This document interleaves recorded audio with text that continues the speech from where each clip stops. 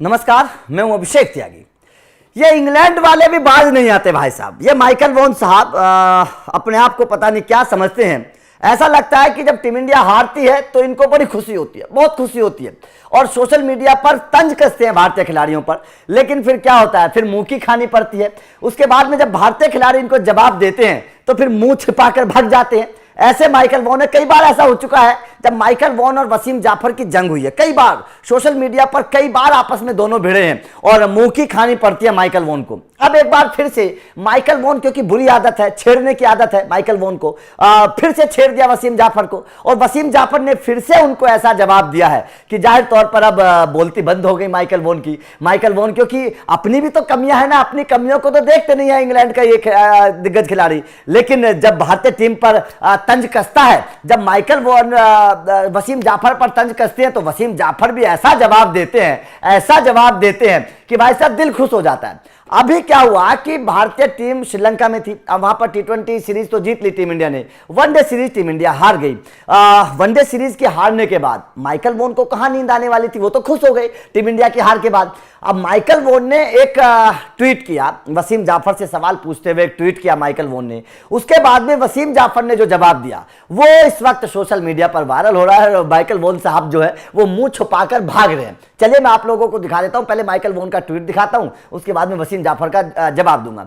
Michael Vaughan ने लिखा था, हाय वसीम। देखिए जरूरी है, ये सबसे बड़ी बात है, मतलब हाय वसीम लिखना जरूरी था। अगर माइकल वॉन को अपनी बात रखनी थी तो वसीम जाफर को छेड़ने की क्या जरूरत थी, आप सीधा सीधा अपनी बात रख सकते हैं। लेकिन माइकल वॉन ने वास्तव में तंज कसते हुए वसीम जाफर को छेड़ते हुए लिखा, हाय Wasim, what was the recent ODI series result in Sri Lanka?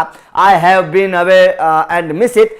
Hope all is well. मतलब उन्होंने पूछा वसीम जाफर से कि वसीम भाई साहब, जो हाल ही में श्रीलंका के खिलाफ ओडीआई सीरीज थी उसका रिजल्ट क्या हुआ, मैं मिस कर चुका हूं, उम्मीद है कि सब कुछ अच्छा होगा। ये छेड़ने वाली बात थी, आप अंदाजा लगाइएगा, छेड़ने वाली बात थी वसीम जाफर को। वसीम जाफर ने क्या कहा एक बार वो भी देख लीजिए। वसीम जाफर ने भी कमाल का जवाब दिया। वसीम जाफर ने लिखा, I will put in easy's term for you Michael, मतलब मैं तुम्हें एसेज के टर्म में समझाने की कोशिश करूंगा। India won as many games in that series as the Test England have won in Australia in last 12 years। मतलब जितने इंग्लैंड ने ऑस्ट्रेलिया में पिछले 12 सालों में मैच जीते उतने टीम इंडिया जीते हैं। मतलब माइकल वॉन को जो जवाब दिया है वसीम जाफर ने, क्योंकि आपको पता है इंग्लैंड की टीम ऑस्ट्रेलिया में जाकर भीगी बिल्ली बन जाती है, इंग्लैंड की टीम ऑस्ट्रेलिया में जाकर बिल्कुल जीत नहीं पाती है, हालत खराब हो जाती है इंग्लैंड की टीम की ऑस्ट्रेलिया में जाती।